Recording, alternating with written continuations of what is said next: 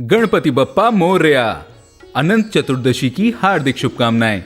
आज भाद्रपद मास के शुक्ल पक्ष की चतुर्दशी तिथि है। इस दिन अनंत चतुर्दशी का त्योहार मनाया जाता है। इस त्योहार को अनंत चौदस के नाम से भी जाना जाता है। इस दिन भगवान श्रीहरि विष्णु के अनंत स्वरूप की पूजा की जाती है और आज ही के दिन गणपति बप्पा को विदाई भी दी जाती है। 10 दिन तक घर में बैठाई गणपति बप्पा की मूर्ति का आज के दिन विसर्जन करना भी शुभ माना जाता है। मान्यता है कि इस दिन गणेश जी का विसर्जन करने से पुण्य फल मिलता है। कहते हैं कि 14 साल तक लगातार अनंत चतुर्दशी का व्रत रखने से विष्णु लोक की प्राप्ति होती है। भगवान श्री हरि विष्णु का दूसरा नाम अनंत देव है। आज का व्रत अनंत फल देने वाला माना गया है।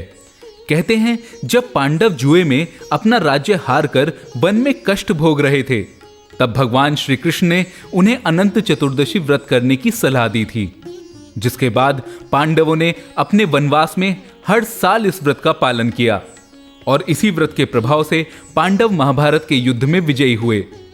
कहा जाता है कि सत्यवादी राजा हरिश्चंद्र को भी इस व्रत के प्रभाव से अपना राज्य वापस मिला था।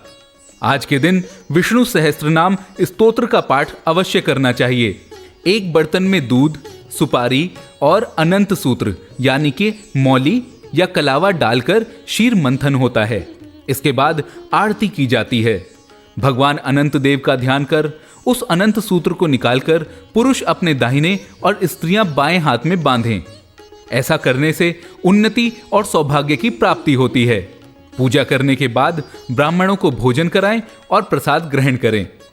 अनंत चतुर्दशी के दिन विष्णु भगवान के अनंत रूप की पूजा करने से भक्तों की मनोकामनाएं पूर्ण होती हैं और सच्चे मन से विष्णु सहस्त्रनाम स्तोत्र का पाठ करने से धन धान्य, उन्नति, प्रगति, खुशहाली और संतान का सौभाग्य प्राप्त होता है।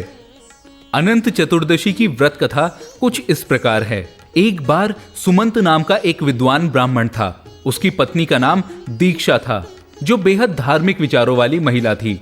दोनों की एक बेटी थी जिसका नाम सुशीला था। जब सुशीला बड़ी हुई तो उसकी मां दीक्षा का निधन हो गया। सुशीला की परवरिश के लिए उसके पिता सुमंत को कर्कशा नाम की एक महिला से विवाह करना पड़ा। सौतेली मां कर्कशा का व्यवहार सुशीला के प्रति अच्छा नहीं था, लेकिन सुशीला में अपनी मां दीक्षा के गुण थे। वो अपनी मां की तरह ही धार्मिक प्रवृत्ति की थी। कुछ समय के बाद सुशीला का विवाह एक ऋषिवर के साथ हुआ। शादी के बाद नवविवाहित जोड़ा अपने माता पिता के साथ एक ही आश्रम में रहने लगा, पर दीक्षा की सौतेली मां कर्कशा का व्यवहार उनके प्रति अच्छा नहीं था, जिस वजह से उन्हें आश्रम छोड़कर जाना पड़ा। आश्रम छोड़ने के बाद सुशीला और उसके पति कौंडिन्य के लिए जीवन बेहद कठिन हो गया। ना कोई आसरा और ना ही आजीविका का साधन। दोनों काम की तलाश में एक स्थान से दूसरे स्थान पर भटकने लगे। भटकते भटकते दोनों एक नदी के तट पर पहुंचे, जहां उन्होंने रात को विश्राम किया। उसी दौरान सुशीला ने देखा कि वहां कई स्त्रियां सज धज कर पूजा कर रही थीं और एक दूसरे को रक्षा सूत्र बांध रही थी। सुशीला ने उनसे व्रत का महत्व पूछा। वो सभी महिलाएं विष्णु भगवान के अनंत स्वरूप की पूजा कर रही थी और एक दूसरे को अनंत सूत्र बांध रही थी। उन्होंने बताया कि इस व्रत के प्रभाव से सभी कष्ट दूर होते हैं और मनोकामनाएं पूर्ण होती हैं। सुशीला ने व्रत का विधि विधान से पालन किया और अनंत सूत्र पहनने के बाद भगवान विष्णु से अपने पति के कष्टों को दूर करने की प्रार्थना की। समय के साथ कौंडिन्य ऋषि का जीवन सुधरने लगा। व्रत के प्रभाव से उन्हें अब धन धान्य की कमी नहीं थी। अगले साल फिर अनंत चतुर्दशी का दिन आया। सुशीला ने भगवान को धन्यवाद देने के लिए फिर से व्रत किया और अनंत सूत्र धारण किया। जब ऋषि कौंडिन्य ने धागे के बारे में पूछा तो सुशीला ने अनंत चतुर्दशी की महिमा बताई। साथ ही कहा कि सारा वैभव इस व्रत के प्रभाव से ही मिला है। ये सुनकर उसके पति क्रोधित हो गए।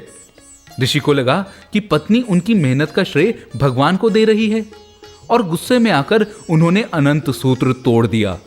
इस अपमान से दुखी अनंत देव ने धीरे धीरे ऋषि कौंडिन्य से सब कुछ वापस ले लिया। पति पत्नी फिर से जंगल जंगल भटकने लगे।